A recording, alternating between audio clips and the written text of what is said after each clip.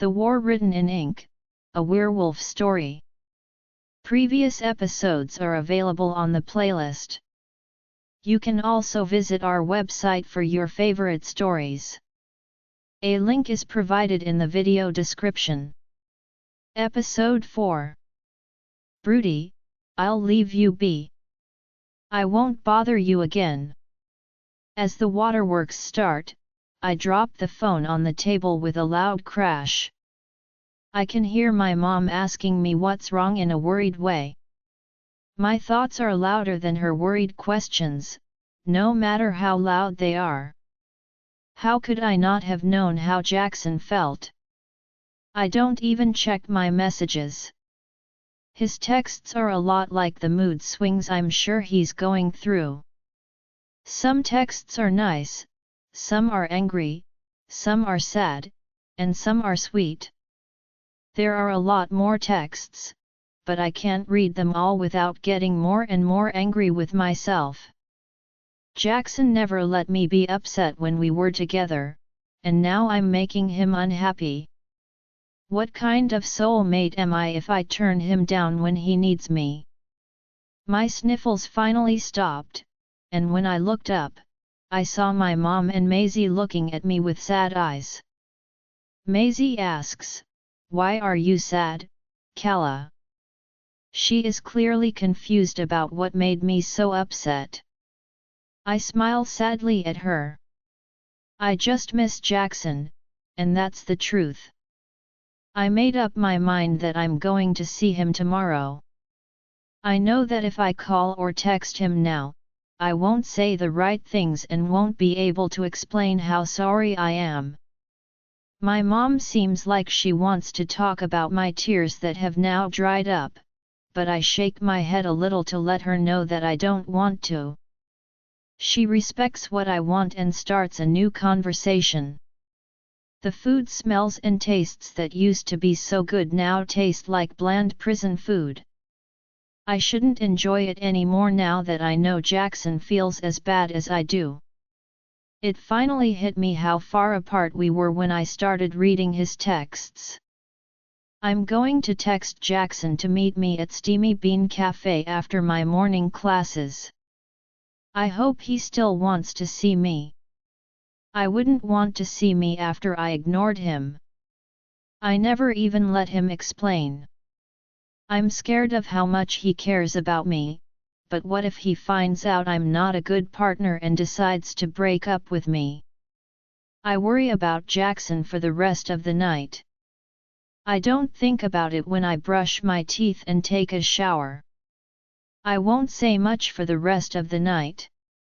I keep thinking about all the ways our conversation tomorrow could go, and they all involve Jackson rejecting me and getting mad at me. My last thoughts before I fall asleep are of Jackson.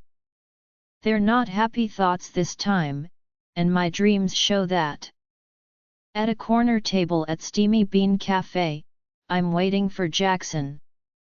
I texted him that I wanted to meet him at noon, and he just said K. I don't know if I should read anything into this, so I'm just going to focus on how happy I'll be when I see him. I missed him so much in the last few days that I don't even care that he's a werewolf. I still have a lot of questions about his species and how he knows we're mates, but I know I'll find out eventually. The front door's familiar jingle makes me look up excitedly to see Jackson come in. He has a look on his face that I can't figure out, and I'm not sure what it means. He has always smiled at me, and his lack of emotion is strange. A loud crash echoes through the cafe as he walks toward me. I instinctively duck my head in fear, but when I look up, I see that the shop's windows have been broken and there are hundreds of pieces of glass on the ground. All the other people in the cafe are screaming and running toward the exits, and my ears are ringing with the noise. Some are even jumping through the holes in the wall where the windows used to be. I look for Jackson instead of the exit like everyone else. My eyes are racing around the room. I look through the crowds of people running until I see Jackson in the corner with his back to me. I scream, "Jackson," hoping he can tell me what's going on. Is it a bomb? Something otherworldly? I can't see anything in this, and I can't do anything to protect myself, so I look for the one person who makes me feel safe. Jackson can hear me better now that everyone else has gotten away. It feels like 100 years have passed in the seconds before he turns around. When he finally turns around, I'm not paying attention to the weird blue fog creeping through the cafe or the broken glass cutting into my feet. I can't stop thinking about the huge silver knife that is stuck in Jackson's stomach. There is blood coming out of his mouth. The sight is horrible, and I run over to him right away, crying. He falls to his knees, and I can catch him before he hits the ground. I don't know what to do with my tears and his blood. Isn't he supposed to be able to heal really quickly or something? I don't know if pulling the knife out of him will make things better or worse. Jackson! Oh my God! Jackson, can you hear me? I yell at him, but all I can see are his dead eyes looking back at me. He's not here anymore. When I wake up, I'm screaming and covered in sweat. But not all of the wetness is from sweat, I also can't stop crying. Did I dream that Jackson is really dead? I know how to stop the tears, and they just keep coming. Jackson's point of view the last few days have been hell. In fact, they've been worse. I can handle physical pain. I can't handle it when the love of my life looks at me like I'm a monster. Like I'm exactly like the thing that attacked her a few nights ago. I want to kill that nasty vampire just for thinking about it. I'm surprised I haven't killed it yet. Ezra has been making me wait, hoping that by leaving it out in the UV lamps for a few days, it will be weak enough for us to question it. I say it because the vampire is scum and doesn't even deserve to be thought of as a living thing. I made the decision to stop texting Kala today. I told her that I would leave her alone unless she got in touch with me. This means that I will be a creepy stalker for the rest of my life. I can't live without her, so if the only way to keep her in my life and keep her safe is to keep an eye on her from a distance, then that's what I'm going to do. I don't want to hurt her any more than I already have, even though it hurts me to leave her alone. I'm so mad at myself for making her scared. I shouldn't have moved in front of her like that or hit the vampires so hard. Her lovely hazel eyes shouldn't have to see all that blood. She shouldn't have been targeted in the first place, and not knowing who sent the vampire makes me so angry that only my mate can calm me down, and he's not comfortable around me. How ironic this is. I clench my jaw and fists tightly to try to keep the angry beast inside me in check. When I feel strong emotions, my body needs to make up for it by changing into my midnight black wolf, which won't help. I do 10 times more damage in that shape, and my room is already a mess. I remember how many times I turned to violence to deal with my anger when I saw the broken dressers, the 7 holes in the walls, and the ripped comforter on my huge bed. I need to let off some steam, but punching bags doesn't help. I end up breaking them anyway after a few punches, and it's much more satisfying to feel something break, shatter, and tear in my hands. Holding Kala, my cute little friend, would be the best way to let go of my anger. Just thinking about how she looked at me last time scared, broken, and hurt, I hit the wall 8 times in a fit of rage. I growled because my feelings don't go away like I want them to. A soft but steady knock on the door tells me that someone wants to come in. After smelling that it's just Ezra at the door, I say, "Come in," in a rough voice, letting him in. Ezra is one of the few people on earth who can come up to me when I'm angry and not get hurt in some way. Anyone else would be dead if they got in my way while I was trying to catch my wolf. When I turn into a wolf, anything in my way is pretty much dead. "Oh great, more holes," Ezra says with a smirk as I breathe deeply to try to calm down enough to answer. I grumble, "Why are you here?" while holding my hurt hand. I don't even notice the pain, my heart hurts too much to care. The whole house can hear the growling and the loud punching," he says to me. I don't even have the strength to feel bad. "You know it's 2 in the morning, right?" "I know," I manage to say through my teeth. If he doesn't leave me alone right now, I'm going to grab his neck, and Ezra asks with a knowing smile, "Do you want to go question the vampire for answers?" He knows I've wanted to kill that who dared to touch my friend, but the rules for catching vampires say we have to give them a few days in the cells under UV light to weaken them before we question them. Vampires are very strong and hard to kill, just like werewolves. They don't get hurt very often. Just like us, the only way to kill them is to cut off their heads or rip out their hearts.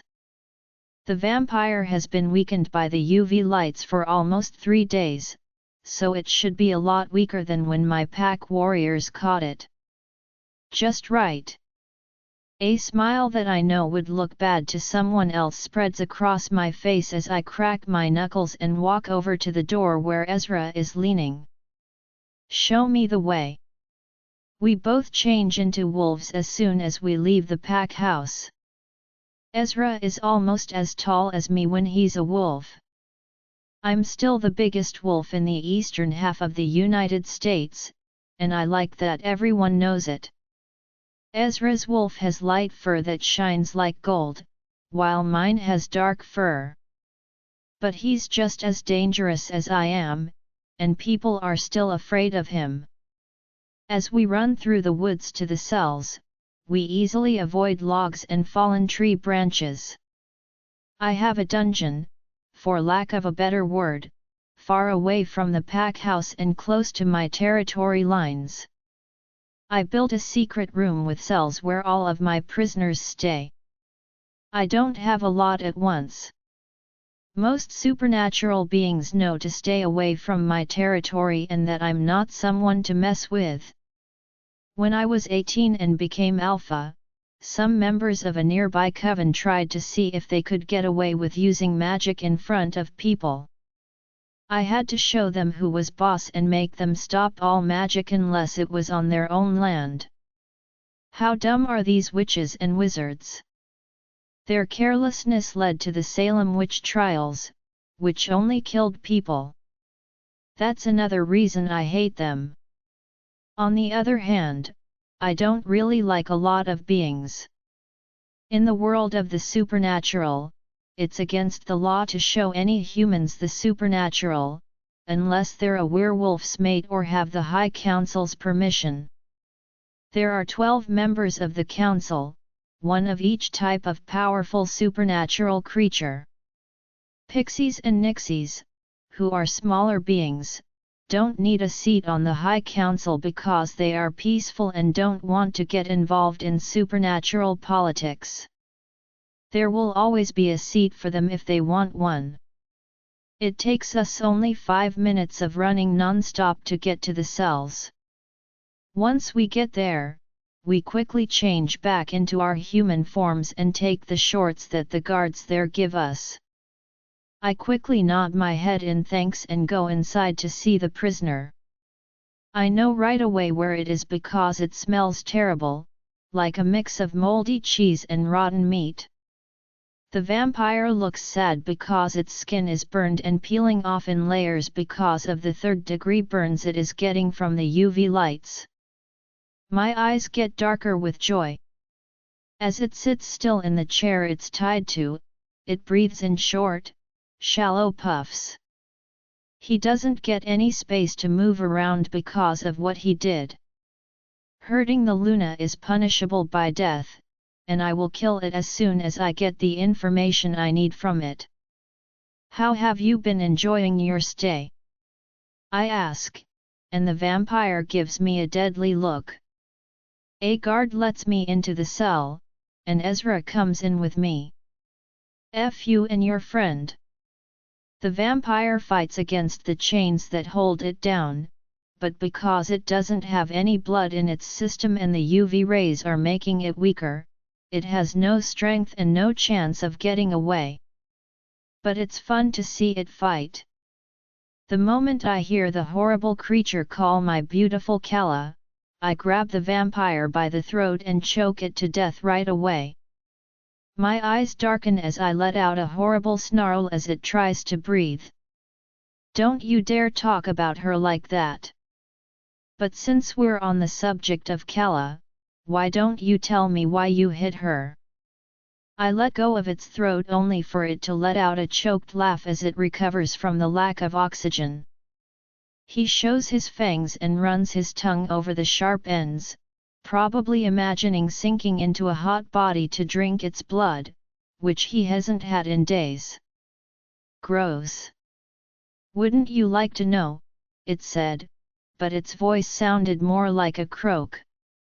Why would I tell you? You're going to kill me anyway, so I'd rather keep my mouth shut and watch you suffer. Just like I watched that hot piece of suffer. I mean, that shirt didn't cover much of anything, and her screams as I threw her into the brick wall where I can't hear anything else.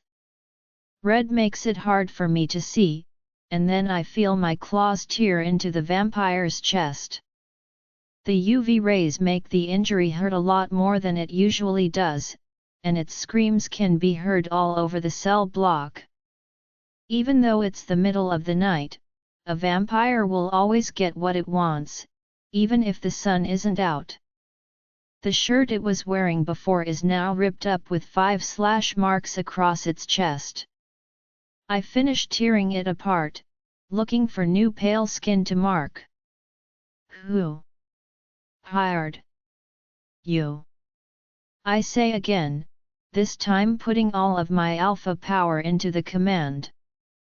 Even though the vampire isn't in my pack, it can still hear the command in my voice and feel real fear.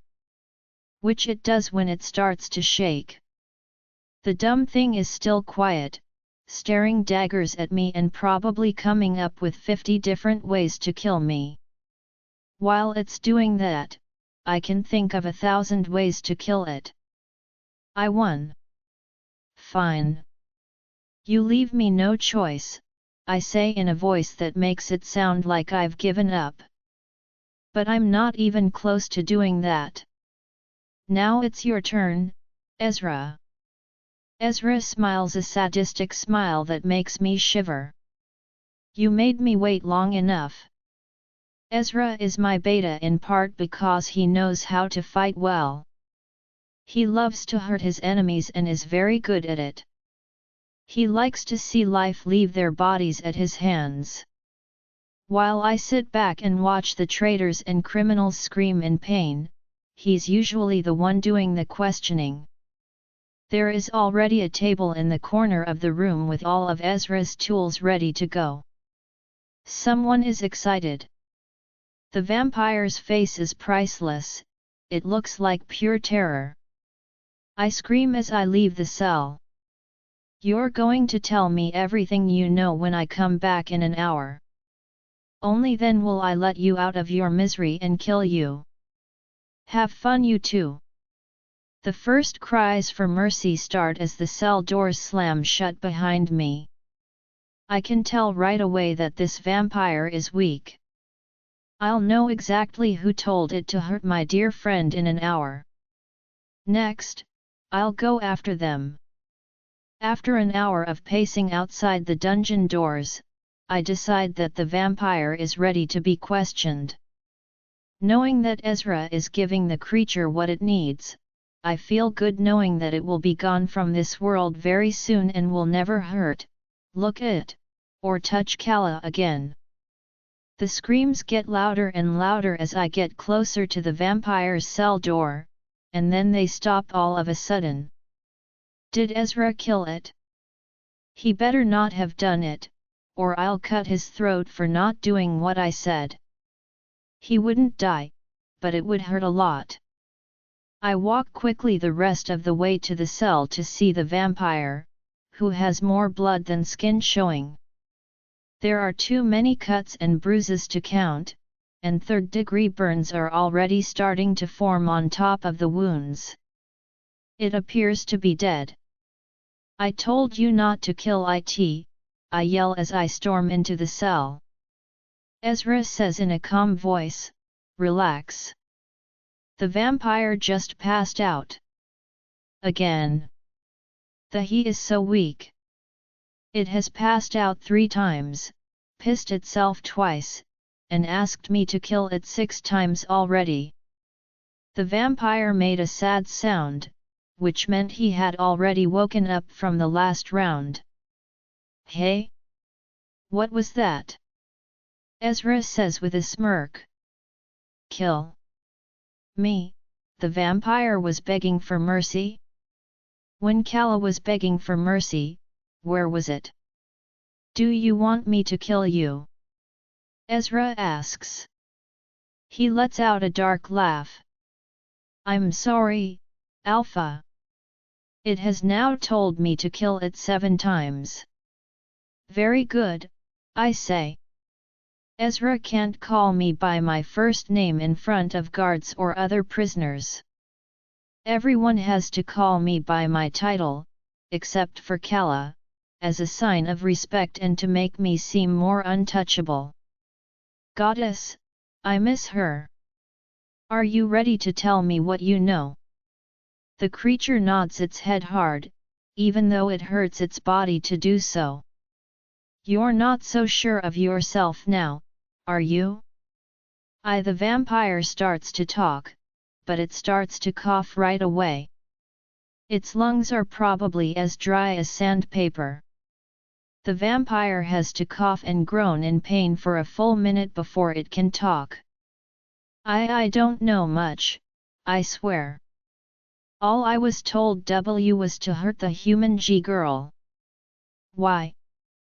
I say in a calm voice, even though I'm not calm at all. I thought this dumb vampire wasn't working alone. I don't know who planned the attack or why. The person who hired me wanted to know if she was really your friend. You come to her rescue and proved it. The vampire is now a stuttering mess who isn't giving me any new information, which makes me clench my jaw. Who did you work for? I don't know, I swear. Then it begs for a mercy killing.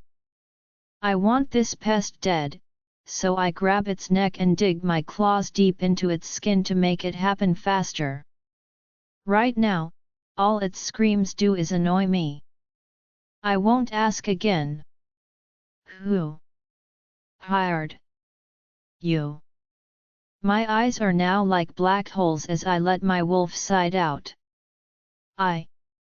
Didn't. No, I let go of its neck and pulled my claws back. I look down at my hand and see that blood has gotten stuck under my nails.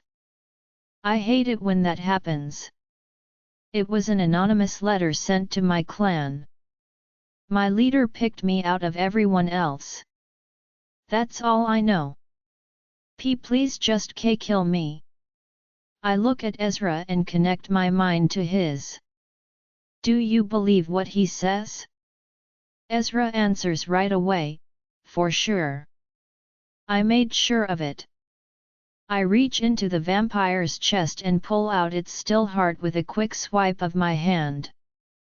Because it is a vampire, its heart is black. I cringe and throw it across the room so that it makes a horrible noise when it hits the far wall and falls to the floor like a piece of meat. It's useless. It didn't give me any new information, I growl, ready to go out and look for new leads. No one is closer to catching Kala than they were before. The vampire is just a worker. Even though it makes me feel better to know it's dead, the mastermind is still out there. I only have a stupid letter to go by, which I don't have. Back to where we started. I walk out of the cells and quickly change into a wolf. I run through the woods with a lot of different feelings in my head. I can't even do my one job as Kala's mate, which is to love and protect her with all my heart. I don't know what kind of threat is hanging over her because of me. Because of me, she's a target. If the moon goddess hadn't made us soulmates, other supernatural beings wouldn't even look at her. It's well known that to weaken me and my pack, someone has to hurt Kala instead of her mate, who is one of the most powerful alpha werewolves. She's my weak point. I keep running through the forest as fast as I can, listening to the leaves crunch under my big paws and weaving between boulders and big trees. Usually, running helps me relax, but not tonight. Kala is scared of me and doesn't feel safe around me, so I worry that she will never want to see me again. The threat might not even have to hurt Kala. If this keeps up, I'll break down on my own because of the rejection. I head that way when I hear the steady sound of water flowing by a stream nearby. I jump in and wash the vampire's blood off of me, then I keep running until I get to the pack house. I shift again. Werewolves are used to seeing us, so it's not a big deal. If you keep ripping your clothes every time you move, they won't last very long. I quickly go up the stairs and put on the first pair of shorts I see. I lay down to try to fall asleep, but I just end up staring at the ceiling for what seems like hours but is probably only a few minutes. I should probably check on Kala. I haven't seen her in a few days, and even though my pack warriors keep telling me where she is, I still haven't seen her with my own eyes. I might just look in her window and know. I can't do that to her privacy. And I don't want to go against what she asked me to do, which was to leave her alone. I just want to hold her, kiss her, and smell her again. A loud knock on the door interrupts my thoughts. The knocks come back after a short time, but this time they are angry. Someone at the front door is not giving up. It's probably one of the young pups who locked themselves out again without thinking. They're the only ones who can come into my area, anyway. After more knocks, I hear my pack mates talking in the mind link. They're all too lazy to get up and let the dog in. I get up from my comfortable, still ripped mattress and stomp down the stairs, even though I don't want to. This young person will definitely hear from me about how to treat others with respect and how to get more training hours just to catch me in a bad mood. I open the door and am ready to attack the intruder, but I stop myself. My beautiful partner, not a puppy, is standing in front of me with tears streaming down her face. And now I'm ready to kill someone again. Kala's point of view, I couldn't stop crying after I had that terrible dream about Jackson. The dream made me realize how much Jackson means to me and how sad I would be if he died. I quickly get out of bed, still in my pajamas, and grab my mom's car keys. I need to see Jackson, and she doesn't have to work tomorrow anyway. I don't even mind that I have to go to the pack house to see him. I really need to see him before I die from this terrible heartache. When I click on the address Skyla sent me the other day, the GPS automatically fills in the information. After about 20 minutes, I'm driving out of a group of trees and toward the mansion. I had been here before, but I wasn't myself then. Not like I'm in my right mind now. I turn off the engine and start running to the front door. I don't know who will answer the door, but I'll sleep outside until someone wakes up and lets me in. I couldn't just lie in bed and do nothing, especially since I kept seeing the picture of Jackson dead over and over again. His beautiful Jackson eyes were lifeless as they stared at the ceiling. To prove that it was a dream, I need to see him. I hope he doesn't think I'm creepy for driving to his house at night. It was probably also not the safest thing to do, since I couldn't see clearly because my eyes were always leaking tears. The tears won't stop even now. I knock on the door and then wait. I knock again after not hearing anything from inside. I wait, and with each passing second, I feel more and more defeated. Everyone must be sleeping. Forget about super hearing. I knock one last time in a last-ditch effort. I can hear footsteps coming closer to the door this time. I hope the werewolf who answers the door will let me in. And won't hurt me. This might not have been a good idea. The door swings open suddenly, revealing an angry Jackson. My Jackson, who is always broody. He looks like he's going to yell at me, but when he sees me shaking and crying, his angry eyes soften. His head tilts to the side, like a puppy's head does when it's confused. His actions make me feel a little better. Just being able to see him alive and in front of me is enough. In a flash, I'm in Jackson's arms. He hugs me close and lifts me up so my feet don't touch the ground anymore. He immediately puts his head in the crook of my neck and sniffs me. Normally, I would think this was strange and think about the last time I showered, but right now I'm just focused on hugging Jackson back.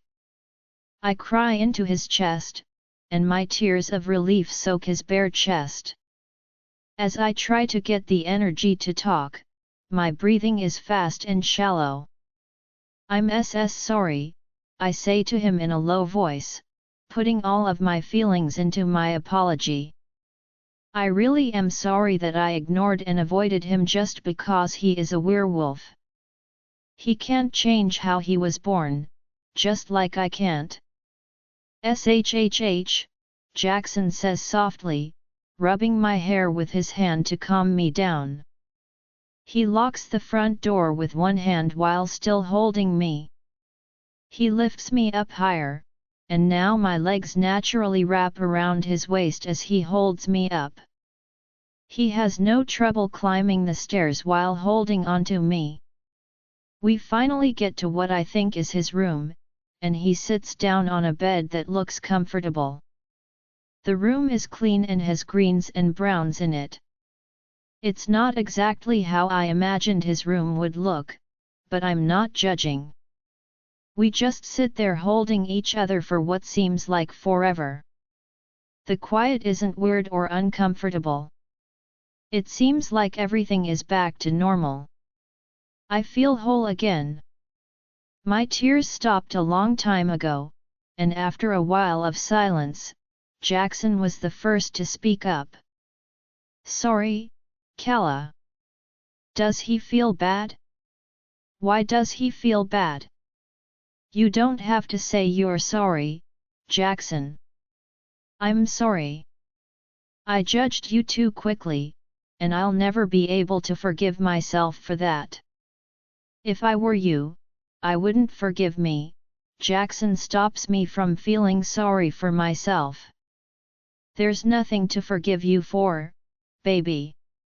I should be the one begging you to forgive me. I should have told you about all of this sooner. You shouldn't have had to find out that I was a werewolf while you were in danger. Yeah, There probably could have been better ways to tell me, I say, and he smiles that award-winning smile that always makes me feel good. I can't believe how scary that must have been for you. You were hurt, too. How are you doing? Is your concussion gone? You had a bad bump on your head that must still hurt. To get him to stop talking, I kiss him on the cheek. It looks like it worked because he looks at me with love and worry. Stop worrying about me. I slept all weekend and it doesn't hurt that much anymore. I'm fine, Jackson. He looks at me like he wants to call me a liar, but instead he hugs me again. I could never get enough of his hugs. It's late. Well, I guess it's technically early since it's after 3 in the morning, Jackson says, pointing to the clock on the nightstand that shows it's 3:28 a.m.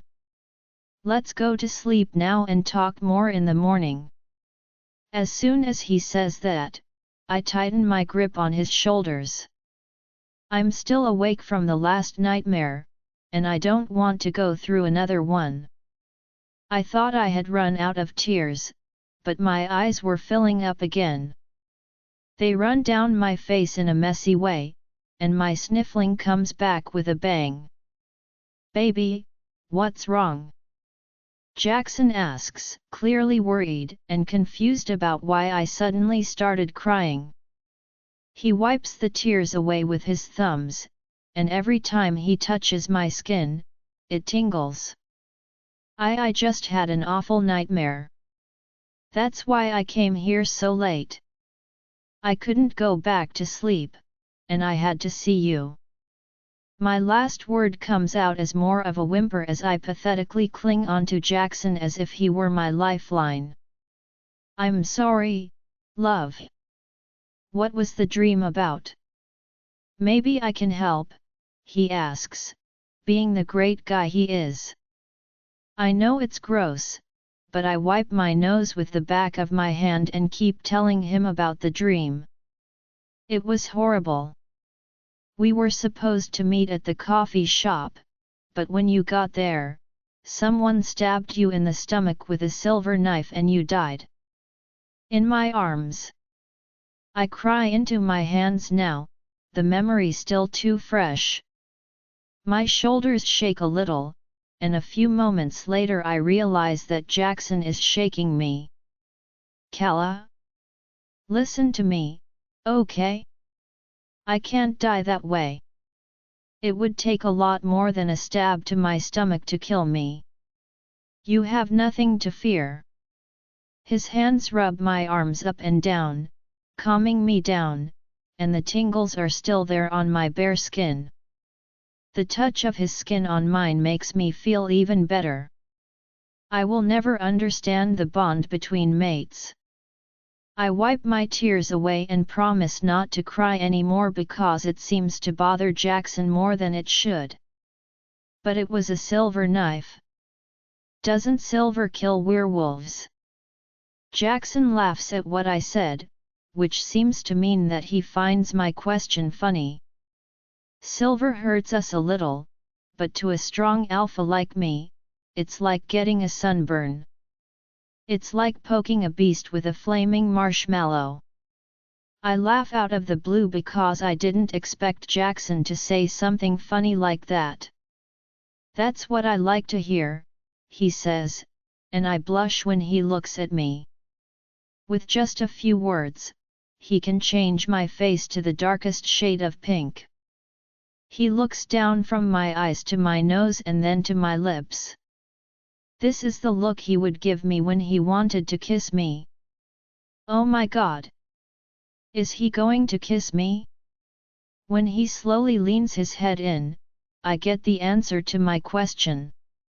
He kisses me back after I realize that Jackson Rowan, the alpha of a pack of werewolves, is kissing me, a human. We only pull our lips apart so he can hold my hips tighter and pull my body even closer to his. I can feel every dip in his body, and I can't tell where his body ends and mine begins because there is no space between us. We press our foreheads together and take in this moment, both of us having missed the other very much. You know, I thought you would never talk to me again, Jackson whispers as he lovingly rubs his nose against mine. I could never do that. It only lasted 3 days before I caved and came to see you. I don't think I could do that again. My words are true, but I still don't understand how I can feel so strongly about him in such a short amount of time. It seems like we've known each other forever, but it's only been a few weeks. Why do I feel this way with you? Jackson takes one of his hands off my waist and puts it around my cheek. He is so close to me that I can see the blue Jackson color swirling in his eyes, almost like it's alive. It's the mate bond. We're connected and our souls know it. We'll always be drawn to each other. Not that I have a problem with that, Jackson says with a smile. I look up at him with wide eyes and bite my lip. So, since we're soulmates, does that mean that we are you? I stammer for a few more seconds, and Jackson keeps giving me that stupid grin that lets me know he's laughing at how shy I am. Just say what you're thinking, he says with a smile that makes me feel better, but I'm still not sure if I should ask my question. After everything I've learned about soulmates, werewolves, vampires, and mate bonds, my question might still seem dumb or unimportant right now. It might also be too human of a question for him. Well, you and I are soulmates. Now that I know that, I'm not sure. I'm not sure if we're. Just say it, Kala. Jackson laughs and shakes me lightly. Are you my boyfriend? I ask, and as soon as I do, I hold my breath and look at how he reacts. He seems a little shocked by what I said, and when he doesn't say anything, I quickly add more. I've been asked before, and I don't want to make any assumptions. I told them no because we hadn't talked about it, but a low growl comes from Jackson in the room. He holds my hips so tightly that it hurts. I gasp at the pain as I look into his eyes, which are now very wide open. I've never been close enough to him to see his eyes change, and now that I'm staring at them, I can't help but be a little scared. Even though I know he's an alpha werewolf and have accepted him, I'm still a little worried about how much stronger and faster he is.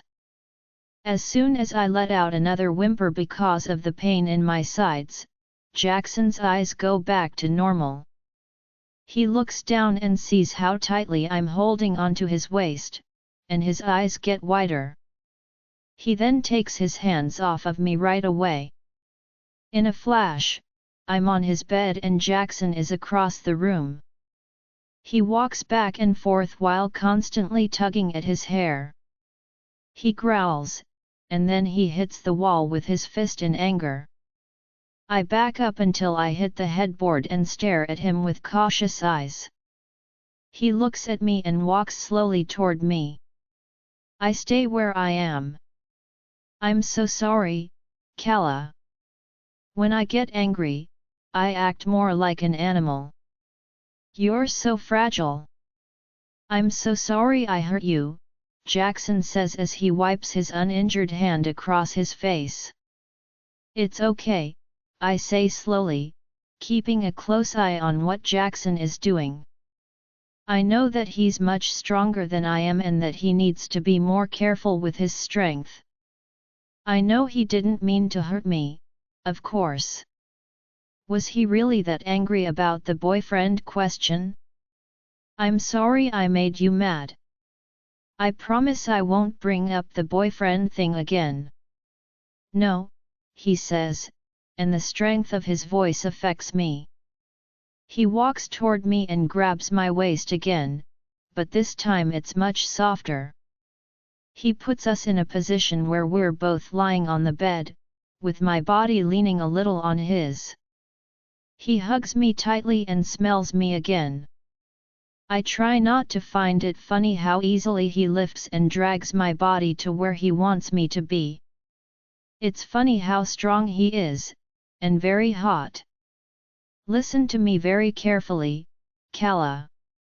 If anyone asks you that again, you tell them that I'm your boyfriend. Okay. I didn't think Jackson would say those things, but I'm glad he did. I can't hide the smile that is spreading across my face. My boyfriend is Jackson. The idea of us being a couple makes my stomach feel like it's full of butterflies. I know we're soulmates in a technical sense, but this label makes me so happy I can't even put it into words. It shouldn't matter, but it does. I hate that word. Boyfriend. He spits it out like it's poison on his tongue. I look up at him and my eyebrows scrunch up because I don't like what he said. I ask him innocently, what's wrong with that word, but his answer is anything but.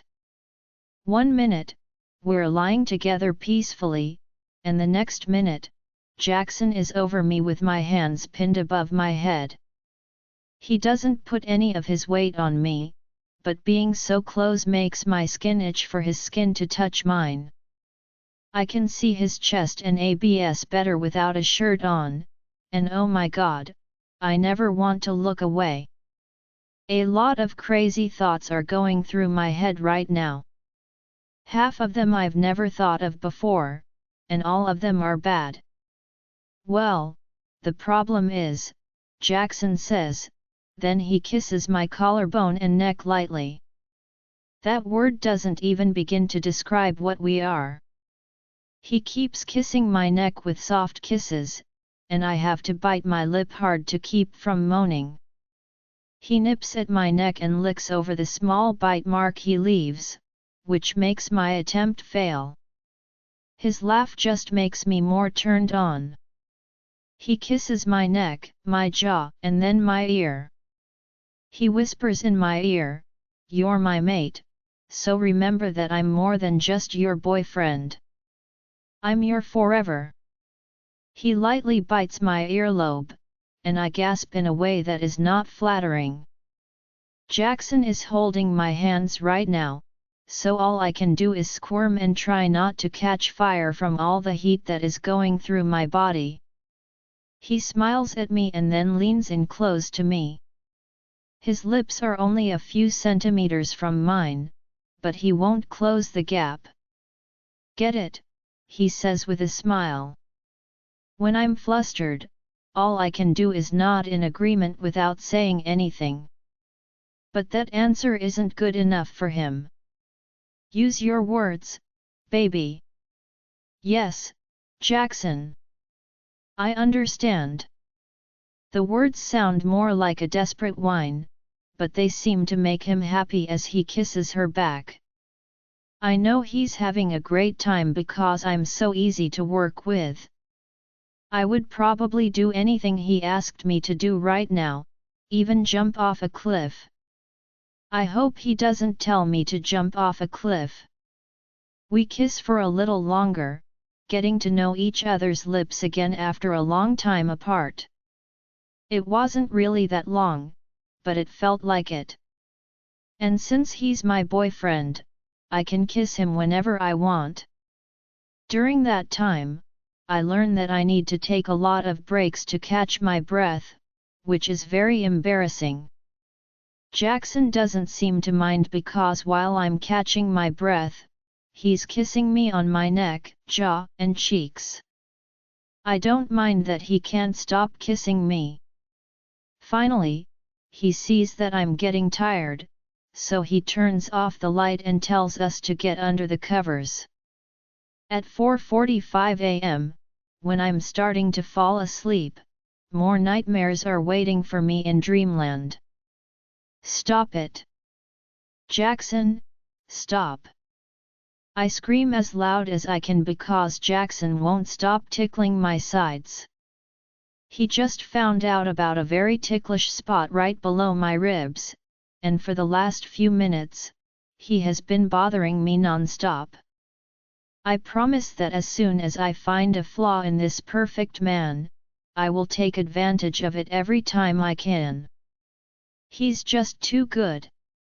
"Make me," he teases as he keeps mercilessly tickling my sides and I can't stop laughing. I probably sound crazy with my full-blown cackling, but it's his fault for tickling me. I kick him away from me to get him off of me. He stops when he realizes I need to breathe and instead rubs my sides. I wipe away the tears that are running down the outside corners of my eyes because I've been laughing so hard. I mumble, "You're pure evil," and give him an evil look as I get better. He just smiles at me and holds me tighter. "You haven't seen evil yet. Just wait until I wolf out," he says in a joking way. I tell him that I've already seen it and that I think I'll be able to handle it now that I'm ready. We argue about whether or not he should show me his wolf side for a few minutes, but then someone knocks on his bedroom door. I ask, "Who's that?" because I'm curious who in the pack house would want to talk to him this early in the morning. He groans, "I don't know." 1 second, as he gets up from the floor and walks to the door. As he moves to open the door, I can see his back muscles moving through his tight black shirt. I will always enjoy looking at my friends. I can't see who's on the other side of the door because Jackson is blocking my view. When I hear a huge growl, I jerk my head up, and as soon as I see what's going on, I feel afraid. The big Jackson wolf is growling at us, and its teeth are as sharp as a knife. As its lip is pulled back, more sharp teeth are revealed, and saliva drips from its mouth. He doesn't fight like I thought he would, he just stands there. He doesn't move at all, and I'm wondering why he isn't doing anything when it's clear that the wolf isn't friendly. The wolf lunges at Jackson and easily digs its claws into his chest, knocking him down like a bowling pin. "Jackson!" I scream in fear, hoping that he'll get up and turn into a wolf. I can tell Jackson is bigger than the Jackson wolf just by looking at it. The wolf is clawing and biting Jackson, but he is just lying there on the floor. I can't see his body because the wolf is covering it and the blue fog is coming in from the doorway. I'm screaming and crying the whole time. I look for a weapon to use against the werewolf, and when I finally find a pocket knife in one of his dresser drawers, the wolf is gone. It's not there anymore. I hurry over to Jackson and see that he has a lot of claw and bite marks on him. The most noticeable bite mark is on the side of his neck. His skin is ripped off in a big piece, and his dead blue eyes are staring at the ceiling. I can only scream at the sky for taking him away from me too soon. I wake up and can't breathe. The sheets on that side of the bed are wrinkled and cold when I look to my right. Then I remember that this isn't my bed. I can't smile even though memories of last night keep coming back to me. Not at this time. I'm still crying and my heart is racing from the terrible nightmare. It was a bad dream. Yes? This is where the dream took place. I throw the sheets off of me and jump out of bed, not caring how cold my feet feel when they touch the tile floor. I look around the room for the last place I saw Jackson's body, and I feel better when I see that it is empty. It was only a dream. A terrible, frightening, and very real dream. I see that it's 7 in the morning when I look at the clock next to the bed. That means I only got a little over 2 hours of sleep, and Jackson got even less. I would usually go back to sleep, but I need to find Jackson and coffee right now. There's no way I'm going to sleep after that bad dream. When I walk down the stairs, I end up at the front door. Where could Jackson be now?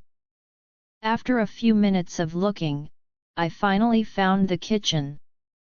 The kitchen is empty, which makes me a little worried about where else he could be at this hour, but I figure he won't mind if I use his coffee maker. He shouldn't be surprised because he should know by now that I'm addicted to coffee. I know how to use his fancy machine, and I always make the coffee extra strong so I can wake up faster. I'm still shaking from fear, but at least I stopped crying. Moving forward, I stir in some cream and sugar after the coffee is done brewing. I choose to sit down at the huge kitchen table that looks like it could hold an entire army. I pick a seat near the end. I only have a few sips before I hear footsteps. There are more than one pair of footsteps. I start to sweat and my heart races as I realize that this is the pack house. I was too tired this morning to think about how other people live here, like other werewolves. What will they say when they see a random girl sitting at their table and drinking coffee? Did Jackson tell them about me? As they get closer to me, their talking gets louder. I know I don't have time to run away to a different part of the house. I would probably get lost anyway. So, I sit and shake in my seat as I finally see people walking into the kitchen. I see them before they see me, and they all seem too busy talking to each other to notice me. I should also say that they're all ripped. I see 7 men and 4 girls, and they all have a lot of muscles, just like Jackson. It looks like they all just worked out because the bright lights in the room make their skin shine. The guys are all shirtless, and the girls are all in shorts and sports bras. When the man in front of me sees me, he stops, and the 2 people behind him run into his back. When they look up and see me, they look like they're about to complain, and the same curious looks appear on their faces. Everyone has stopped talking and is now thinking about what to do. I don't know if they think I'm a stranger or if they just don't know how to deal with me. I keep looking back at them, not knowing what to do or say. I don't make any sudden moves because I hope they won't hurt me or do anything out of fear or confusion. Hey guys! Why isn't anyone making the waffles? I'm starving, a voice I know calls out from the hallway, and I relax. What's going on, Williams? Skylar's head pops out from the crowd in the kitchen, and a big smile spreads across his face. He is also shirtless and sweaty, just like the others. I would give him a big hug right now if it weren't for the sweat. Kala? What are you doing here? He yells with excitement as he runs over to me and gives me a bear hug, or a wolf hug, I should say. As soon as I smell his bad smell, I push him away from me. He lets me go without a fight, thank goodness. Ew, you smell. I say, scrunching my nose up in disgust as I try to breathe normally. He whines at me, no, you smell. That was the worst thing he could have said to me, but it still makes me smile. Skyla being here makes me feel a lot less anxious. A guy with dark skin asks jokingly, who is this? Your girlfriend. He was the one in charge of taking the group to the kitchen, and he turned to Skyla for an explanation. He seems happy, but there's something dangerous about him that makes me a little nervous. His dark brown eyes scan my small body, not in a creepy way, but more like he's trying to figure out if I'm a threat, which I could never be. He looks like he's in his 20s, but I'm not sure how old he really is. Skyla says, "This is my best friend Kala. And before you ask, yes, she knows we're werewolves." He pats my shoulder to make me feel better. Skyla yells, "Ooh, coffee," and jumps for the pot to pour himself some. He puts in some cream and sugar while the other men and women slowly start to talk again and get ready for breakfast. Some people are nice enough to wave or smile at me, which makes me feel better. I still don't know where Jackson is, though. Skyla sits down next to me and says, "Wow. This stuff is strong." I try to ignore how bad he smells and think about how happy I am to see him. I mumble, "Sorry. I didn't sleep well last night," as I drink my coffee. I sigh because the drink is so sweet that it coats my tongue. I put in a lot of sugar. "I bet." Skyla raises his eyebrows at me in a suggestive way. "I knew you two would get back together soon. It was only a matter of time before one of you gave in." "Oh my God. No. We didn't." I look around to see if anyone is listening to us. I lean in and whisper when I'm sure no one is paying attention to us. I back up and tell the rest of the story of how I got here in a normal voice. As I'm finishing the story, a few more people come to the table. By the time I'm done, breakfast is ready and being served. Skyla makes sure I get a lot of food, and even though I tell him I can't eat it all, he doesn't listen. He even puts more food on after. He says, "I'm glad you two worked it out." Then he eats a quarter of a Belgian waffle. I don't even know how he got it all in his mouth in the first place, but I'm seeing it with my own eyes. Ignoring Skylar's big feet, I ask him the question that has been bothering me for the last 20 minutes. "Where's Jackson?" I ask, and everyone at the table stops talking and looks at me. I feel like I'm being watched very closely right now. Why is everyone looking at me? Skyla finishes swallowing without seeming to notice that others are watching. He is finishing up training some other wolves. He wanted to give them a little extra training. He should be here soon, Kala. I nod my head and keep eating. I take small bites of the food and eat slowly so I don't make a mess like I usually do when I eat. "Do you all live here?" I ask Skyla, but a guy with shoulder-length blonde hair answers me instead. "Yeah, we do. It's easier to follow Alpha Jackson's orders right away when we're all here." I nod shyly at him, hoping he'll stop talking to me and go back to eating his breakfast. But I'm not so lucky. The man asks, "What's your name, little human?"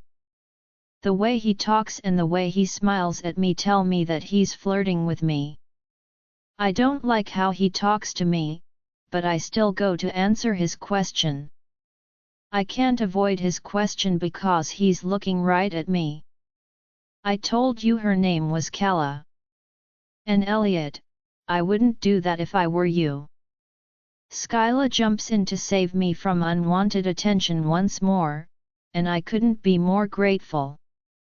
Elliot just smirks at Skyla and keeps talking about me. "Ah, why not? She's so small and cute. I bet she'd feel great around my." Someone grabs Elliot by the throat and lifts him out of his seat before he can finish his sentence. I can't make out any details until I hear a growl. When I realize that Jackson is growling as he hits Elliot, my eyes widen. I get up from my chair and run over to Jackson's side. I stay far away from him so that I don't get hit by an angry alpha by mistake. I think that werewolves calm down when they are with their mates, so I just need to find a way to calm him down enough so that he doesn't kill Elliot. I didn't like how he talked to me, but he didn't deserve to die. Don't you dare talk like that about my mate? You're Luna. Jackson yells at Elliot, only stopping to talk when he is done attacking. No one helps Elliot, and when Jackson says I'm his mate, everyone looks shocked, like they're in a movie. I guess he hasn't told anyone yet. Jackson, please stop. You're going to kill him, I say in a calm voice. I try to say it calmly, but how can I stay calm when Jackson keeps hitting a guy who is already bleeding and passed out? Jackson, I say in a low voice. He suddenly stops hitting Elliot and tightens his jaw. He stands up straight and growls. He turns around and walks straight toward me. If this were any other man walking toward me like this, I would be running away. I trust Jackson not to hurt me. As soon as he gets to me, his hands go right to my waist and he pulls me in for a hug. He immediately puts his face on my neck and sniffs me, maybe to calm himself down by taking in my scent. I believe that's what Skyla told me once. I don't care that he's sweaty as I hug him back because I know he needs it right now. At least he's not beating Elliot to death, even though he's still breathing heavily. He picks me up and sits down in the chair I was in before when he calms down. He puts me on his lap and rests his chin on the top of my head. Jackson growls, I'm going to rip his tongue out for what he said to you. It's not even 8 o'clock yet, and he's already growling a lot. No one at the table moves a muscle because they're all scared of their alpha, who just went crazy and attacked someone for saying something mean about me. I choose to talk to calm everyone down. He's just kidding, I say with a laugh, and a few other people at the table join in. I turn my head to look at Jackson, and his eyes are blue again. Right. I whisper, but everyone at the table seems to have heard me because they all start laughing at my question. Super hearing is dumb. I can tell by looking at Jackson's face that he wasn't joking. During the rest of breakfast, the other pack members asked me questions about my life. Some of the questions were innocent, like asking about my family, what I like to do, and what my favorite food is. When people asked me about my relationship with Jackson, he started to growl at them until they left me alone. When people asked about our relationship, it was kind of cute to see him get all broody. Some people might think he's just easily annoyed, but I know what it really is. He wants to keep our relationship private. How can I complain about that? He finally calmed down after the whole punching Elliot until he's almost dead thing. It seemed to help him that I was sitting on his lap. I'm not okay with all that violence, and we will talk about how he can't control his anger, but for now, I just let him hug me. I could feel his tense body slowly relax against mine during the meal. Ezra came to the table and sat down next to Skyla while the other members were questioning me, which is what it felt like. Ezra wanted Skyla to sit on his lap, but Skyla kept saying that they couldn't eat at the same time and that he wouldn't stop eating to sit on him. I don't know what Ezra meant when he said he would pay for that later. Williams is actually the gamma of the pack, as it turns out. That means third in command in werewolf language, and he is in charge of getting the warriors ready for battle. I don't know what kind of fighting they need to get ready for, but I guess that's not my problem. Williams was very nice, and he wouldn't stop talking about how I should meet his friend who was away for the weekend. I think I learned more about her than about him, even though she wasn't there. Jackson thanks everyone for the meal and then takes us back to his room so he can shower. He closes the door and walks toward me until my back is against it. He seems to enjoy pinning me down on different things. He puts both hands on the door and cages me between his arms. He looks down at me with a soft smile. "So," he says, stretching out the word and raising an eyebrow. "How are you feeling?" He changes his question when I don't answer him. I think he knows that I'm having trouble with his question. "How do you feel about the pack? Was it too much? If I had known you would be down there, I would have come right away." He seems worried about how I'll react. I guess it's smart to be careful because the last time he surprised me, I didn't talk to him for 3 days. He did show that he was supernatural, but it still makes sense for him to be worried about how I would react. I smile shyly at him. "I like them, Jackson." He gives me a quick kiss on the lips after I call him by his name. It came to me so easily, and it fits so well. They're a little strange, but they were really nice to me. Elliot was the only one who wasn't. When Elliot's name comes up, Jackson's jaw tightens as if he had been told to. There must have been something between those two, because I can't believe Jackson would get that mad at another pack member for saying something rude about me. Elliot didn't even get close to me. "He won't ever talk to you again. If he does, you come and get me right away." His voice is strong and there is no room for argument. Still, I argue with him. "Why? So you can kill him?" "Yes," Jackson says right away. He doesn't even try to hide the fact that Elliot would be dead if he looked at me the wrong way. I yell at him, "You will not do that," and push him away from me. I probably only pushed Jackson an inch because I surprised him. He clearly didn't expect me to react that way, judging by the look on his face. What did he think I would do when he asked me to kill him? He tries to defend himself, but I don't let him say much. "That's crazy. You won't kill anyone just for talking to me. Actually, don't kill anyone. And don't hurt anyone either. What you did to Elliot was so horrible to watch. Please, please promise me you won't do that again." I look up at Jackson with tears in my eyes. My little rant got me really worked up, and now my feelings are coming out. I'm glad I'm saying what I think, even though I'm worried about how he'll react. Jackson seems torn, but when his eyes follow the path of the one tear that falls down my cheek, he seems to have made up his mind.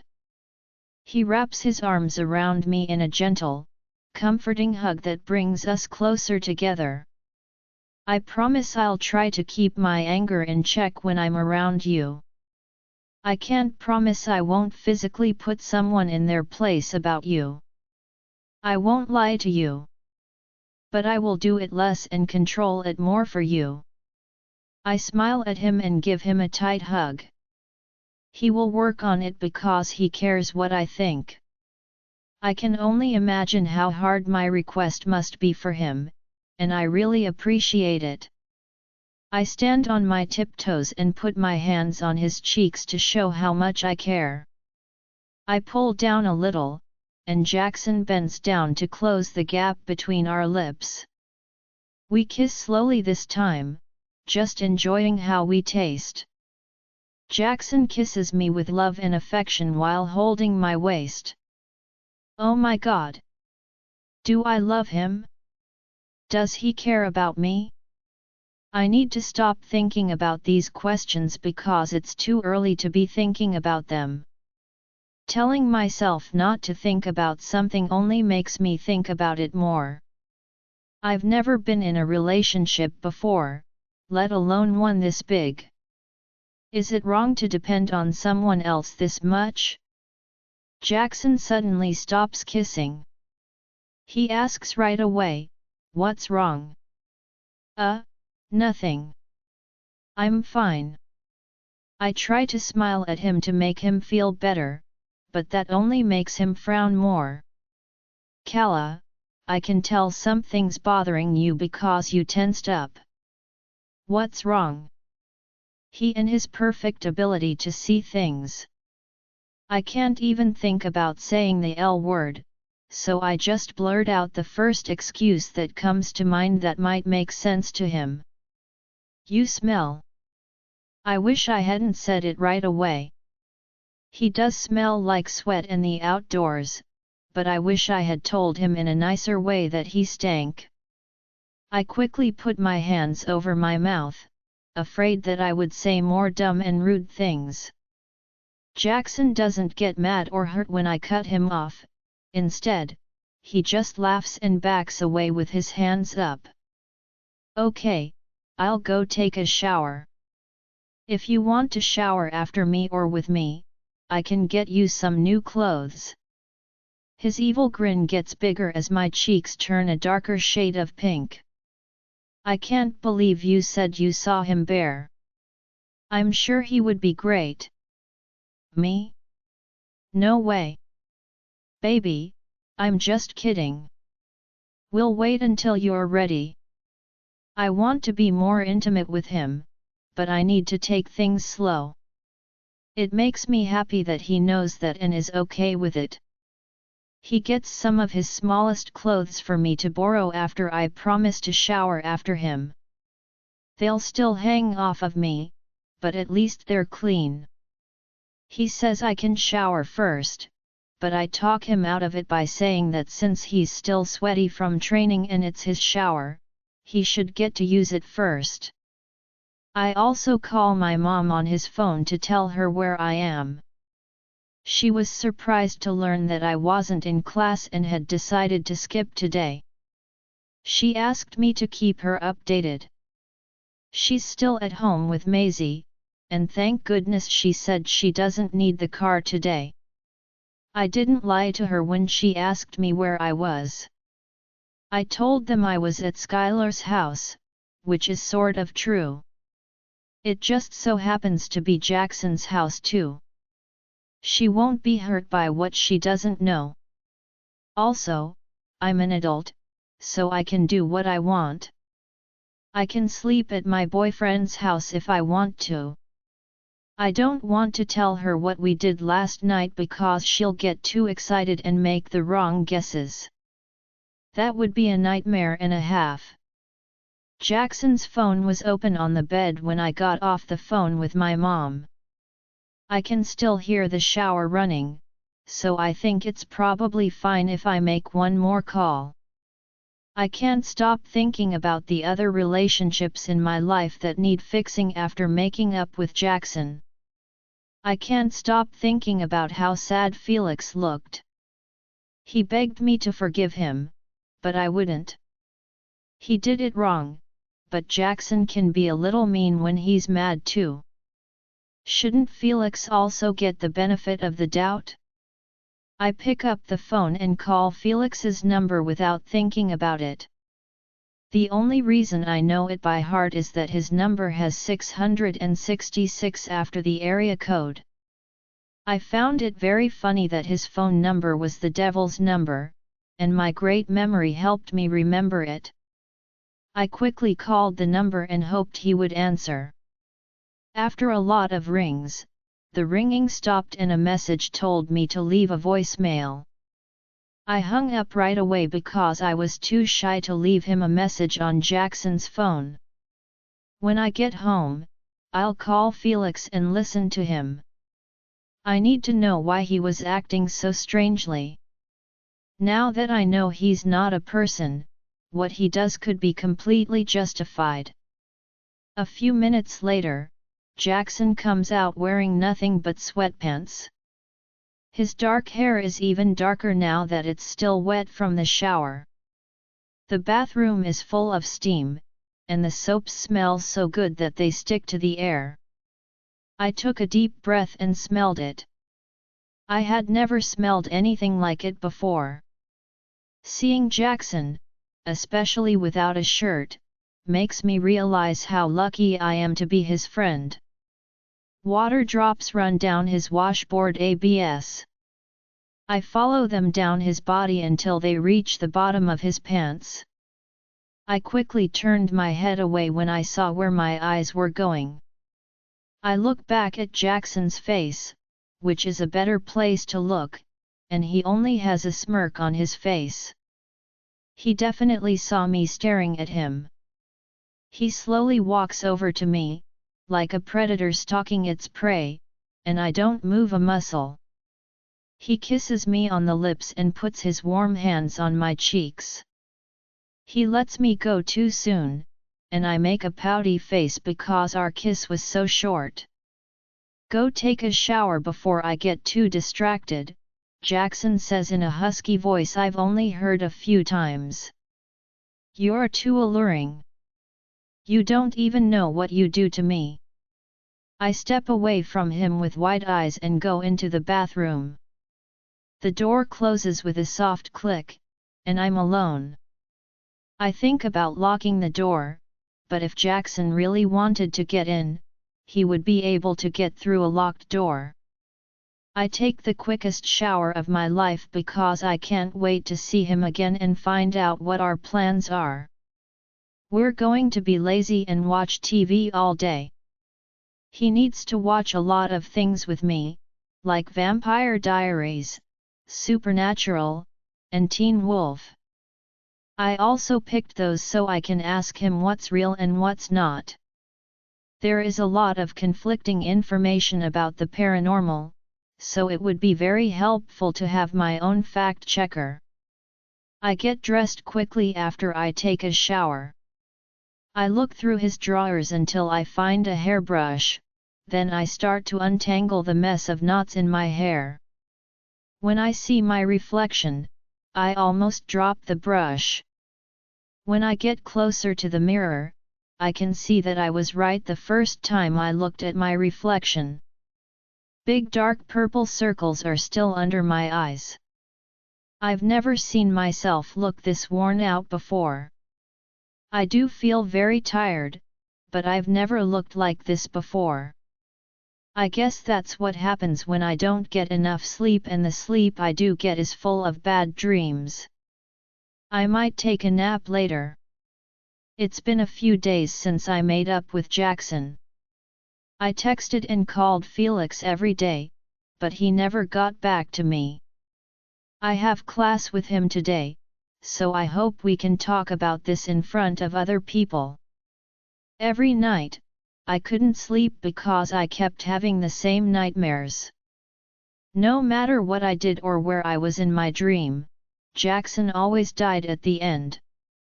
He always died, whether his head was cut off, a stake was stabbed through his heart, or he was pushed off a building. I always woke up crying, too. I realized that the dreams weren't real, even though they felt real to me when I was awake. It didn't make things any easier. Jackson is beginning to have doubts.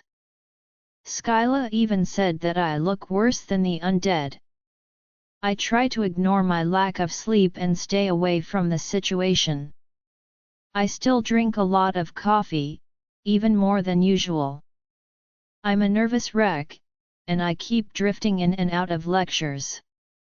I hope these dumb dreams go away before our first test. I can hardly do anything right now. I finally get to my ethics class, but Felix isn't in his usual seat. The lecture goes on without him, but I miss his eye-rolling and arguments about morals. When it came to moral philosophies, we always disagreed with each other. It was always funny to me when he was so confused by how honest and fair I was when doing my homework. He could never understand why I would put my own health at risk for a stranger just because it was the right thing to do. Without him, the class went by slowly. The teacher was nice enough to let us out early today, and I'm so happy about it. I was able to keep my eyes open for most of the lecture, but I did close them twice, and that was only when the professor showed us videos. I close my eyes and cover them with my hand to protect them from the bright sun that seems to be making fun of how little sleep I've had. I trip over my own feet 3 times just walking out of the lecture hall. When someone calls my name, I really trip and fall down hard. When I land on my hands and knees, my hands scrape against the rough pavement. Even though I'm wearing jeans, I think my knees are hurt. Ow, I say as I slowly get up. I can't wait to see Skyla with big eyes and a guilty face looking at me. He says, "I'm sorry, I didn't think calling your name would make you fall," and pulls me to the side of the psychology building to get away from the few people who are staring at me. Honestly, I'm too tired to care about the attention.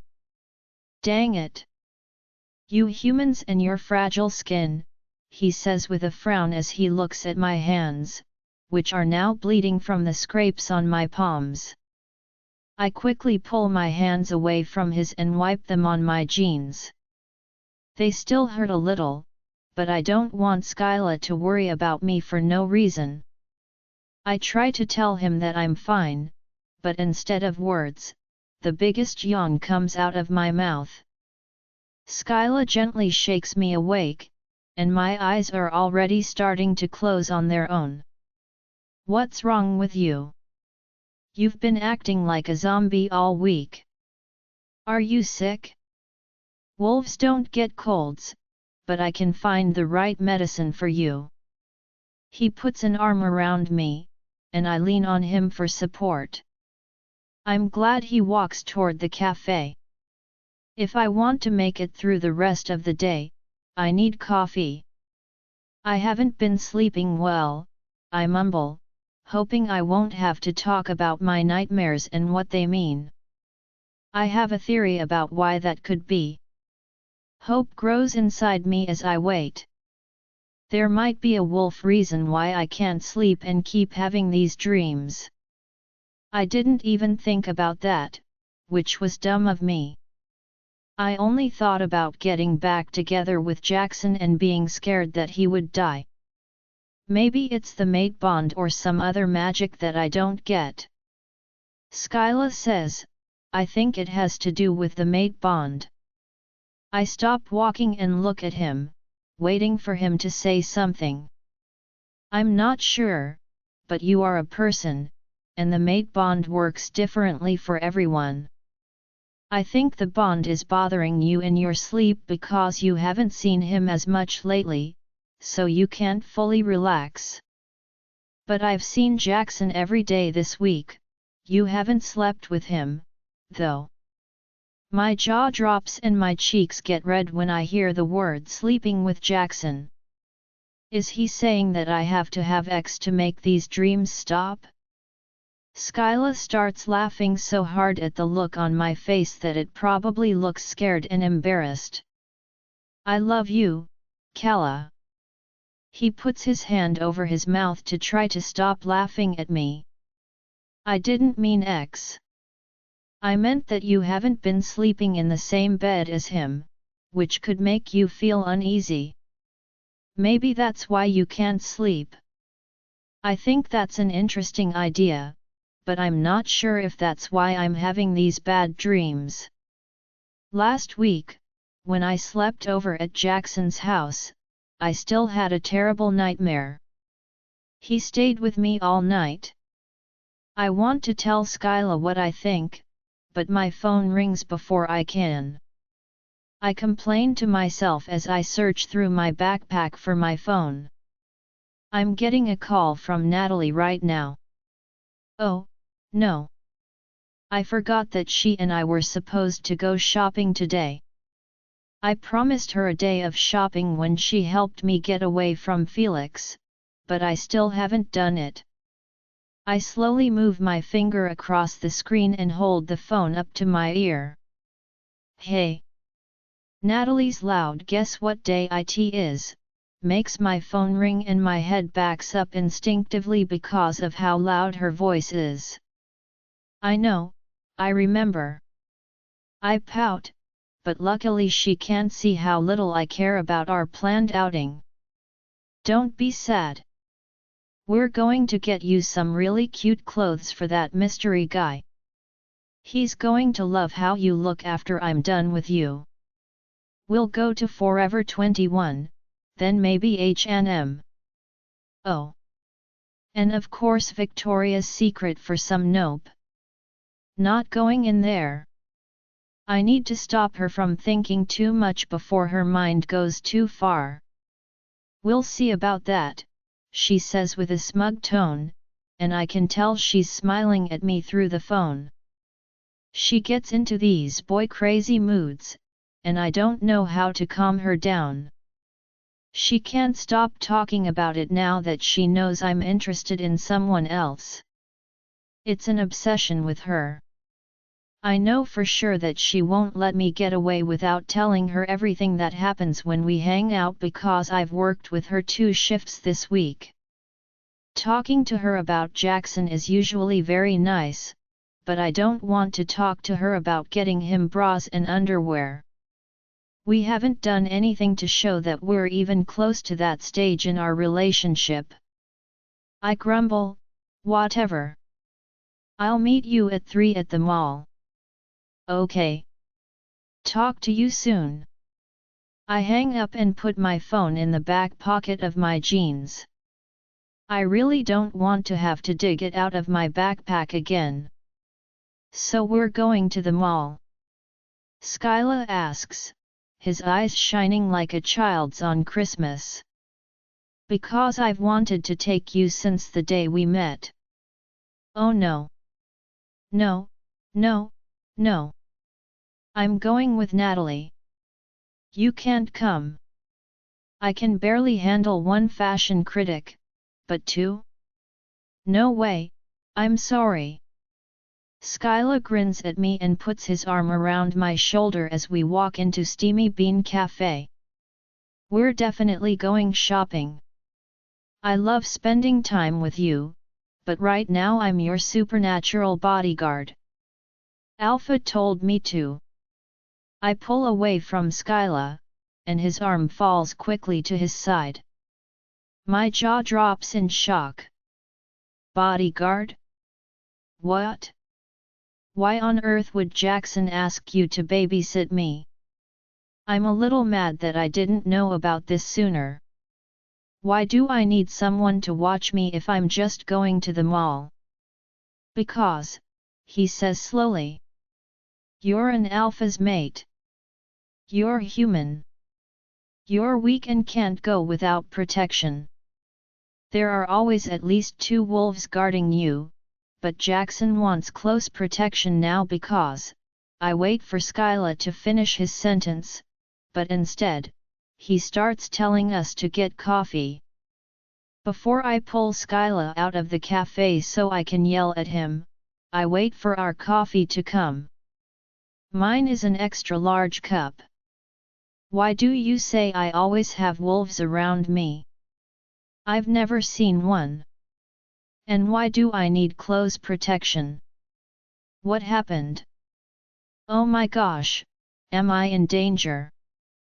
Skyla puts a calming hand on my arm, and I want to keep talking. Calm down, Kala. No one is going to touch you, okay?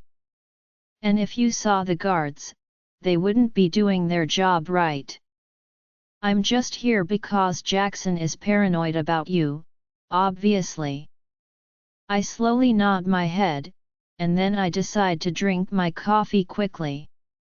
I need the energy to keep up with Natalie and Skyla while I shop. This is going to end badly. The shopping trip is going just as badly as I thought it would. Natalie and Skyla ended up getting along really well, which would usually make me happy, but now they want to work together against me. I've already tried on 10 sundresses, 7 tops, 4 skirts, and a romper in the 20 minutes we've been at the mall. Now they're making me go back to the dressing room with more clothes. Every time I try on an outfit, they both give their opinions on it. I really like the clothes they pick out, but I hate having to try them all on. When I have to keep trying on different shirts with different skirts and shoes with different dresses, it makes clothes less fun. I was tired before I got here, but now I know I'm going to fall asleep as soon as I get home. While I'm trying on clothes, I'm secretly adding up how much they cost in my head. The cost keeps going up, and I'm worried about how I'm going to pay for all the clothes they keep picking out for me.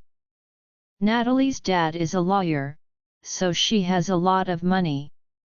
Skyla is part of the pack, which is full of money, so he doesn't have to worry about money.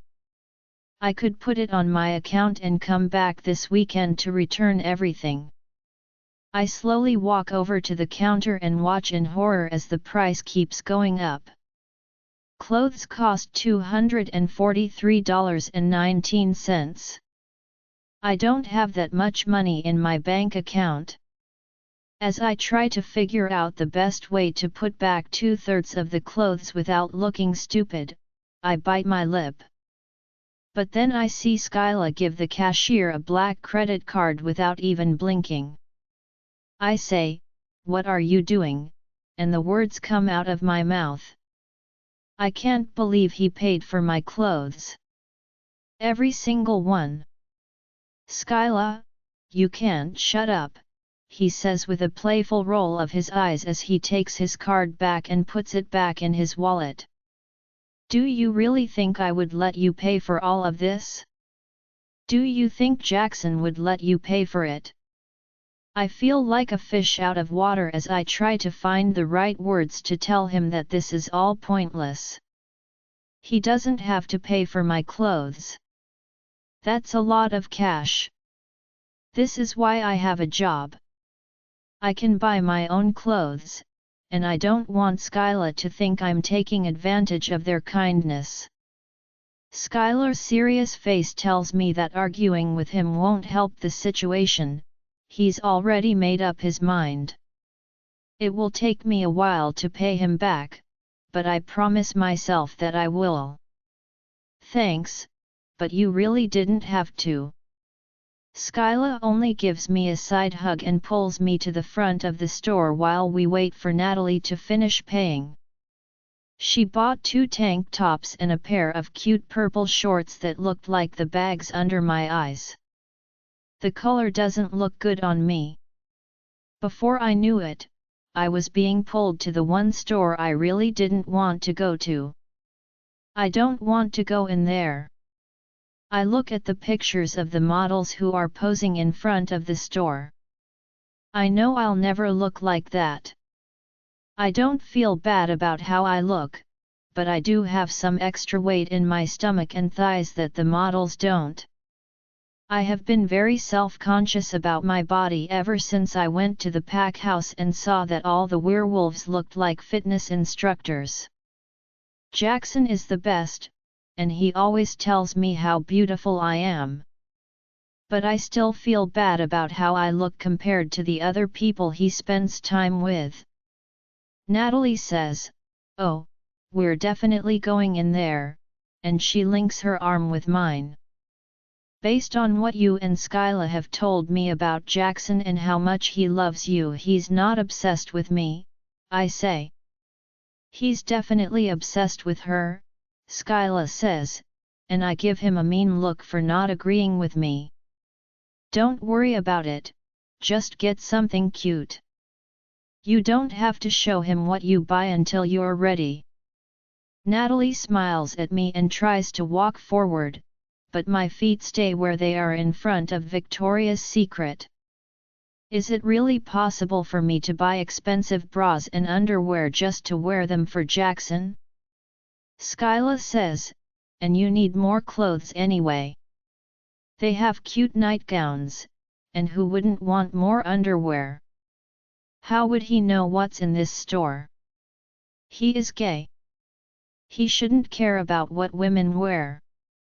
Skyla links his arm with mine before I can ask him. I'm stuck between the two shopaholics who are literally pulling me into the store. My feet are making noise as they walk on the shiny tile floors of the mall.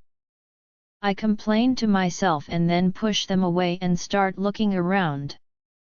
I do see some really cute bras now that I'm in here. I don't know if it's because I'm so tired and don't want to fight with my friends anymore or if I really want to buy something nice for Jackson, but I end up choosing a few things and trying them on in the dressing room. I choose a lavender and a bright red set of lingerie that Natalie asked for. I don't know when I'll wear it, but I do have choices for when I want to impress him. I look at the clock and see that it's almost 6 o'clock. 3 hours of shopping is more than enough for me. I'm already having trouble staying awake, and I really want to eat dinner and then go to bed. I make sure to whine a little when I say, "Can I go home now?" so they know how badly I want to leave. I've been nice today. Don't worry. I saw you fall asleep while I was checking out. I already called Jackson to come get you. I shouldn't be shocked that Skyla called Jackson, but I'm pretty sure he mind-linked him because I didn't see him pick up the phone. OMG! Do I finally get to meet him? Natalie jumps up and down and does a little happy dance in the mall. I laugh at her dance, and when Skyla joins in, I bend over and hold my stomach. I don't know what kind of dance Skyla thinks he's doing, but it looks like a mix of the electric slide and the chicken dance. We decide to go to the food court and wait for Jackson there after they finish dancing. Because I'm thirsty, I go to a restaurant in the food court and ask for 3 waters. I hit Skyla and tell him I can pay for water because he looks like he's going to pay. He lets me, thank goodness. Natalie starts looking for cute guys in the mall as we sit down. Wow! He's kind of cute, don't you think? Do you think he's already taken? I turn around slowly and as quietly as I can and see a pretty brunette with dark eyes staring at our table. He doesn't have as many muscles or look as good as Jackson, but I can see why Natalie would want to know more about him. His dark eyes are pretty, but I'm only interested in Jackson's blue eyes. Yeah, he's cute. You can go up to him if you want. I don't mean for my answer to sound half-hearted, but it does. Natalie slams her hands on the table in excitement and says, "Wow! You really like Jackson. You're not even looking at him." I bite my lip shyly and look down at the table. She isn't wrong. Wow! Kala, don't look now, but a guy who's 10 times hotter just walked in. Oh my god, he's straight out of a magazine. His arms are huge. He must work out all the time. I turn my head and a huge smile spreads across my face. I agree with Natalie that Jackson is coming over to our table. His tight jeans fit him perfectly today, making him look amazing. His plain white t-shirt hugs his muscular arms and shows off the 8-pack on his stomach. He looks like a god among men, and when he smiles at me, my heart literally bursts. Even though I'm tired, being around him wakes me up a little. Skyla laughs and says, "That's her boyfriend, when she sees how excited my best friend is about Jackson. Shut up. I'm so proud of you, he's beautiful. Oh my god, does he just take over? Like, grab you and stop talking, Natalie. He can hear you. I give her the look of a disapproving friend, but she just shrugs it off. There's no way he can hear me from that far away. Tell me how good he is in bed. I push Natalie on the shoulder, partly because I'm embarrassed and partly because she didn't listen to me. She thinks Jackson can't hear her from across the food court, but she doesn't know that he has a werewolf hearing. I can tell he heard everything she said because of the proud smirk on his face.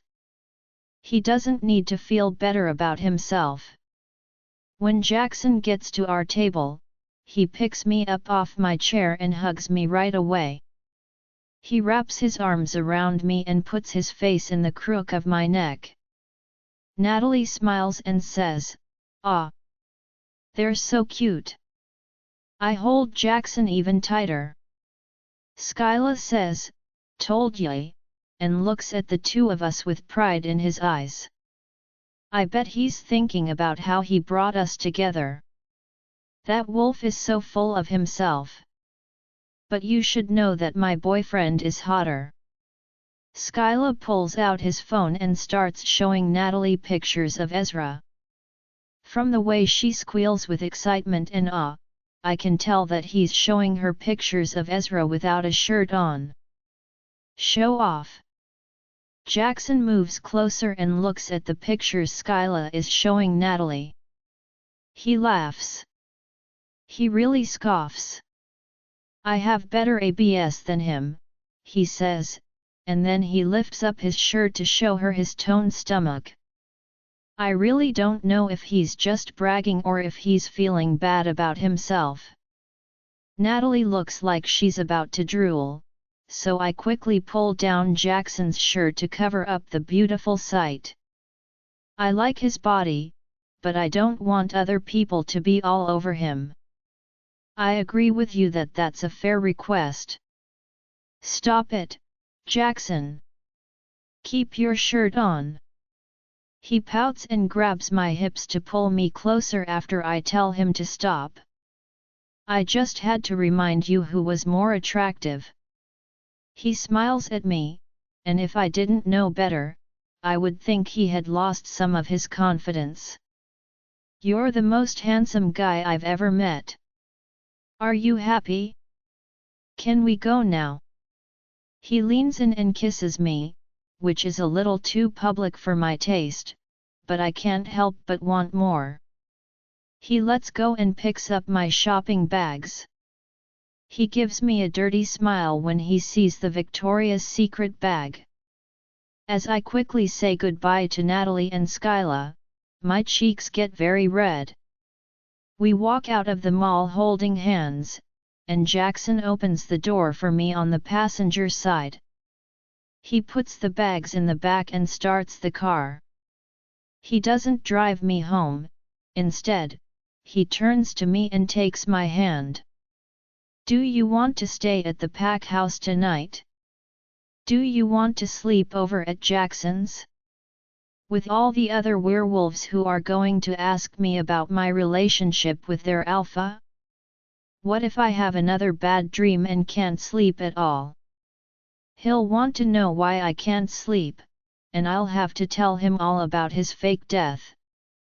The light squeeze of my hand pulls me out of my thoughts and back into the car. Hey, you don't have to if you don't want to. I just want to spend more time with you, and you look really tired.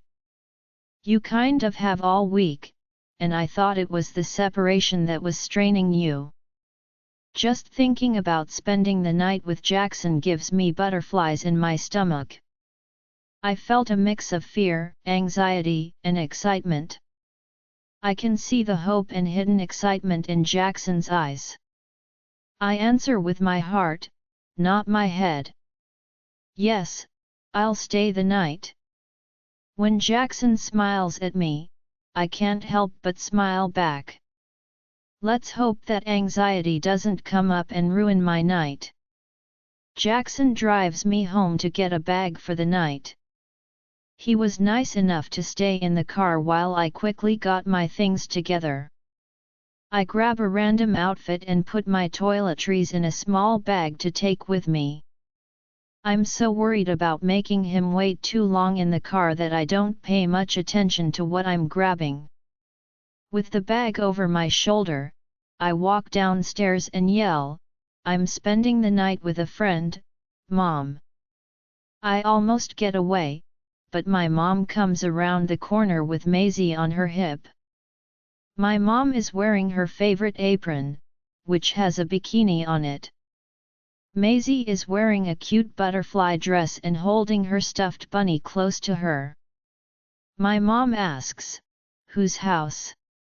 She's only asking because she's curious, but I'm a little scared to tell her where I'm going. I could lie and say I'm staying at Skylar's, but I think it's better to be honest. I'm going to stay at Jackson's tonight. I bite my lip and look down at the floor because I'm too nervous to see how she reacts. I slowly look up and am shocked to see a big smile on her face. "That's great, honey. I'm glad you two are getting along after that rough patch. Be safe, and text me if I need to come over and kick him." "Mom," I say, pointing at Maisie. "Language." As she covers Maisie's ears, my mom looks guilty, as if that will make her forget the curse word she just said. I feel like I'm the grown-up sometimes. My mom says, "Go and have fun." She walks me to the door, and when I go outside, I see Jackson with his arms crossed leaning on his Tesla. His arms look huge like that, and his triceps are bulging and calling out to me. I can't wait for him to hug me again. He gives the best hugs. Jackson meets me halfway down the driveway and takes my heavy bag from me. He makes it seem like it weighs 2 pounds instead of 20 when he holds it. "Werewolf, for real." He waves to my mom and opens the door for me. He doesn't have to do it every time, but he still does it because he's a gentleman. I don't tell him that it makes me like him more. Before I know it, we're driving to the pack house. I'm a little worried about staying there again, but I'm glad Jackson will be there with me. I feel a lot better now that I've met some of the pack members and know that Skyla will be there. I'm glad I'm getting to the house at a normal time and not in the middle of the night. As soon as we get there, Jackson takes my hand and my bag and walks us inside. As soon as I walk in, a group of boys who look to be between 14 and 16 years old almost immediately trample me. They are trying to tackle each other and throw a frisbee right by the front door. If Jackson hadn't been so quick, I would have been a pancake on the floor. Join our Facebook and WhatsApp group for more updates, link is given in description. Rest audiobook will be continued in next episode.